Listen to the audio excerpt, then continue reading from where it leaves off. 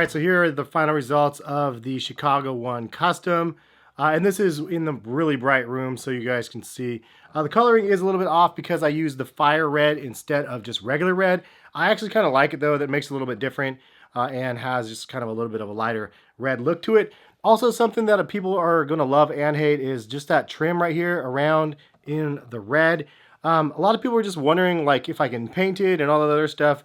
The reality is I could probably paint it, but the easier thing to do probably would just take a razor blade and cut off the piping in the excess spots where I don't want it. But honestly, I don't mind it. For me, like, it's just not worth the effort to change it or remove it because I think it looks kind of cool. And it's not trying to be an exact replica of a Chicago Air Jordan 1. It's just like its own version of that. It's kind of like the Chicago to LA joints. They're a little bit different, a little bit unique. You can see right here I didn't do a lot of details in red around that Air Jordan logo either. I didn't want to do it.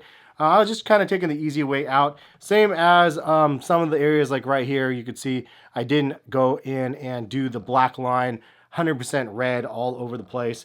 Some of the places I did, but not all over the shoe, just because for the sake of time and everything, it just wasn't worth my time to do it. And I would have just messed it up and got on the white parts where I didn't want to do. But all in all, I actually really like the results. But leave a comment and let me know, what do you like better? The black toe versions right here or the Chicago versions right here? I did one of each, and this is the way I'm going to rock them, just like this for fun, just because it's a little bit different. And I kind of like the fact that I just made my own unique pair. And I made it off of a really easy shoe to get. They're available all over the place. They're not sold out anywhere. In fact, I went to the Nike employee store and scooped up another pair. So I have 2 other pairs of these.